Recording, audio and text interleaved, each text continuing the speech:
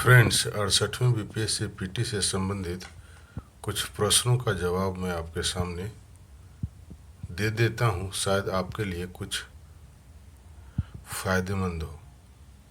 इसमें से 5 प्रश्न मैंने सेलेक्ट किए हैं। जो पहला है कि 12 फरवरी 2023 को जब आपकी 68वीं बीपीएससी पीटी का एग्ज़ाम होगा तो प्रश्न कैसे आएंगे। दूसरा क्वेश्चन है कि क्या चाहता है आयोग, क्योंकि इतने नए नए चेंजेज हमें देखने को मिले हैं जिससे कैंडिडेट्स के माइंड में ये सवाल आना जायज़ है। तीसरा है कि 150 प्रश्नों का जो सब्जेक्ट वाइज जो रेशियो होगा वो कैसा होगा, क्योंकि बार बार इसमें परिवर्तन किए जा रहे हैं और चेयरमैन के द्वारा इस तरह के संकेत भी कुछ दिए जा रहे हैं कि कुछ आमूलचूल परिवर्तन प्रश्नों में देखने को मिलेंगे। इसी से संबंधित है एक अध्यक्ष की मंशा क्या है, और लास्ट है 5वां कि नेगेटिव मार्किंग को कैसे टैकल करें। तो देखते हैं इसका पहला कि प्रश्न है कि कैसे प्रश्न आएंगे। तो मैंने जो भी यहाँ पे क्लासिफिकेशन किया है वो बीपीएससी की घटती घटनाओं से, आयोग के द्वारा दिए गए बयानों से, उनके ट्वीट के आधार पे जो बातें उभर कर सामने आ रही हैं उसके आधार पे मैंने इस प्रश्न को जो 12 फरवरी को आएंगे उसको मैंने 3 भागों में क्लासिफाइड किया है। कि पहला भाग जो होगा वो 50 क्वेश्चन जो होगा इजी होगा। जैसा कि आप जानते हैं कि टोटल 150 प्रश्न होते हैं, तो उस 150 प्रश्न में से 50 आसान होंगे, 50 जो होंगे मॉडरेट लेवल के होंगे और 50 जो होंगे वो डिफ़िकल्ट होंगे। ऐसा मैं इसलिए बोल रहा हूँ कि चेयरमैन चाहते थे कि पहले उन्होंने ओपिनियन लिया कि कितने प्रश्नों पे नेगेटिव मार्किंग रखी जाए। कैंडिडेट्स ने दे दिया कि सारे पे रखें, जबकि उनका पर्सनल व्यू था कि वो 50 एक ऐसे प्रश्न सेट तैयार करें जो कि टफ लेवल का हो।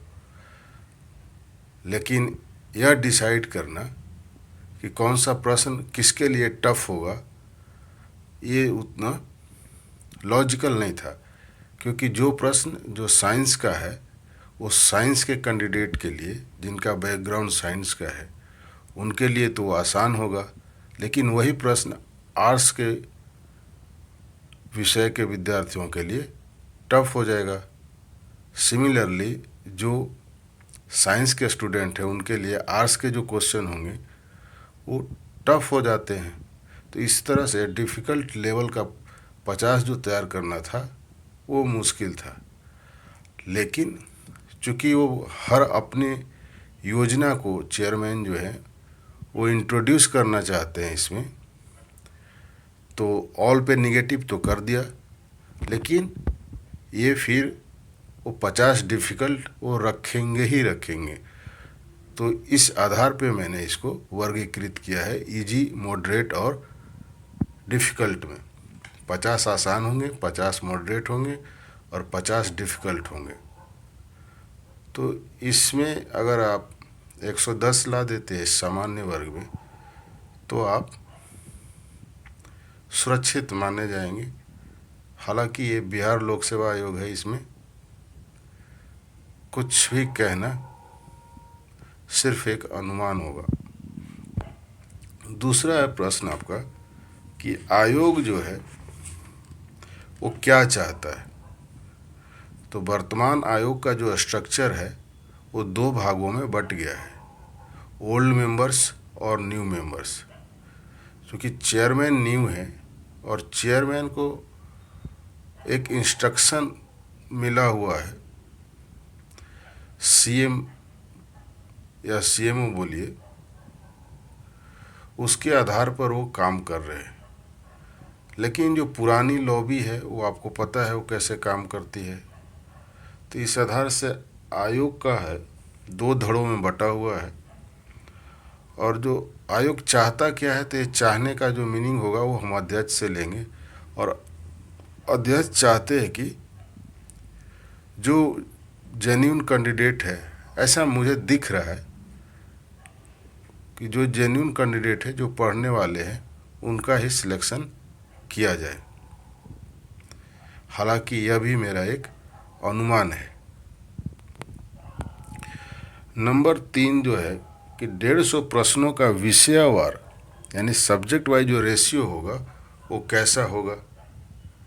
तो सब्जेक्ट वाइज रेशियो जो होगा, जहाँ तक मेरा अनुभव कहता है कि यह पहले जैसा ही होगा, अर्थात जो 66 में आया, 67वीं में आया, वैसा ही होगा।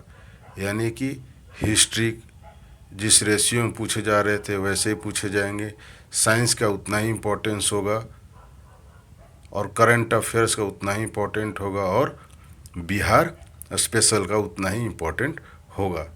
यानी सब्जेक्ट के रेशियो में कोई परिवर्तन नहीं होगा, ऐसा मुझे लग रहा है। तो इस सवाल का जवाब भी आपको मिल गया। नेक्स्ट है कि अध्यक्ष की मंशा क्या है, इस पे भी थोड़ा चर्चा कर लेता हूँ। क्योंकि अध्यक्ष जो हैं रिटायर्ड आईएएस हैं, जो इनका जो रेगुलर सर्विस जो 60 साल की है वहाँ से रिटायर हुए हैं। और जो लोग जानते होंगे, ये पहले बिहार के सोशल वेलफेयर डिपार्टमेंट के भी चेयरमैन थे। तो एक घटना घटी थी मुजफ्फरपुर बालिका गृह का जो था, उस समय यही थे। इनके ऊपर एक बहुत बड़ा धब्बा लगा हुआ पहले से।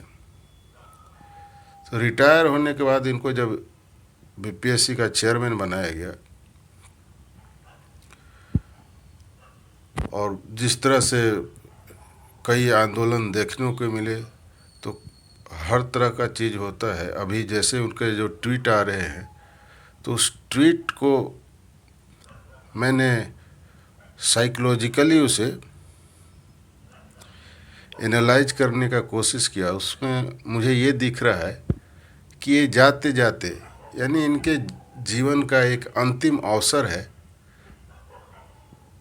जो ये कुछ पब्लिक के लिए अच्छा कर जाए, इसलिए इतने रिफॉर्म कर रहे हैं, डिसीजन क्विकली ले रहे हैं। लेकिन इस डिसीजन में मैंने कई बार नोटिस किया है कि जो प्रॉपर प्रोसीजर होता है किसी रूल्स मेकिंग का, उसे फॉलो नहीं किया गया है।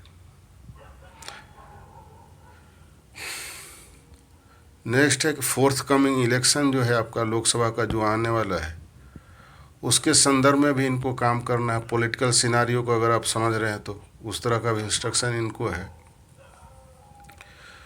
बाहर से इन्हें लोगों ने पर्सनली कई बोला है कि आपके यहाँ 75% जो कि एक डिस्टिंक्शन मार्क्स माना जाता है, लाने के बाद भी कैंडिडेट्स प्रीलिम्स क्वालिफाई नहीं कर पा रहा है। इसका मतलब ये क्या है? ये बड़ी ही दुर्भाग्यपूर्ण है कि 150 में से कट ऑफ 113 चल जाता है, परसेंटेज आपका 75% है, और 75% में भी बच्चा सिलेक्ट नहीं हो रहा है प्रीलिम्स। ये कोई फाइनल कट ऑफ नहीं है, प्रीलिम्स है। तो अध्यक्ष ये चाहते हैं कि हम क्वेश्चन को टफ रखेंगे तो कट ऑफ इतना नहीं जाएगा। जो नॉन सीरियस होंगे, जो ऑब्जेक्टिव पढ़ने वाले हैं, वन लाइनर पढ़ने वाले हैं, वो बाहर हो जाएंगे।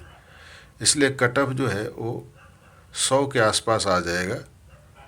तो अगर किसी तरह की कुछ गड़बड़ी हुई भी तो उतनी बेइज्जती नहीं होगी जितनी हो चुकी है।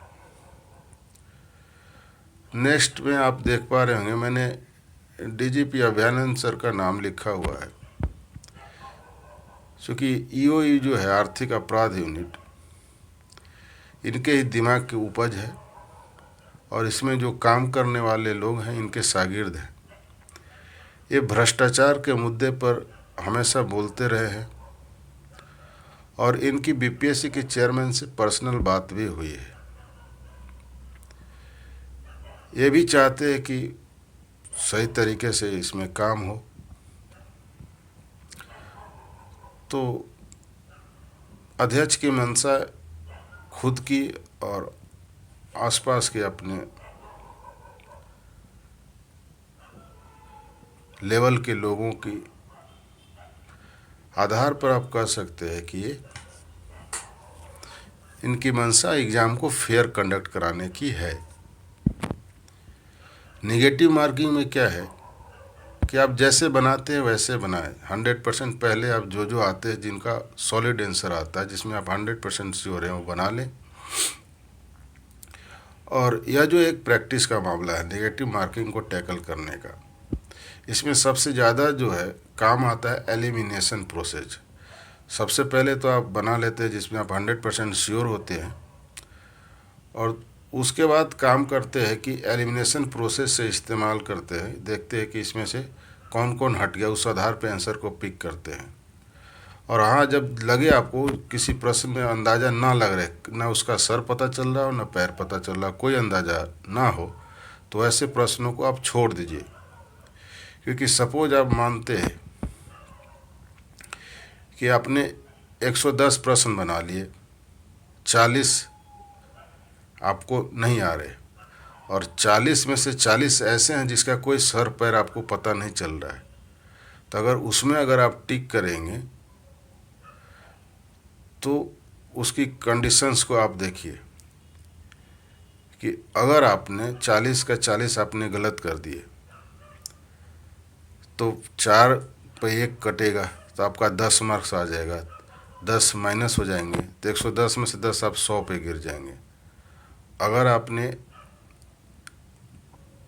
40 में से 30 गलत कर दिया, 10 सही हो गए, ज़्यादातर चांस यही बनेगा जिसका आप कुछ नहीं जान रहे जिस प्रश्न के बारे में। तो अगर 10 सही हो गए तो 10 के लिए आपको नंबर मिलेंगे कितने, 10 मार्क्स मिल जाएंगे।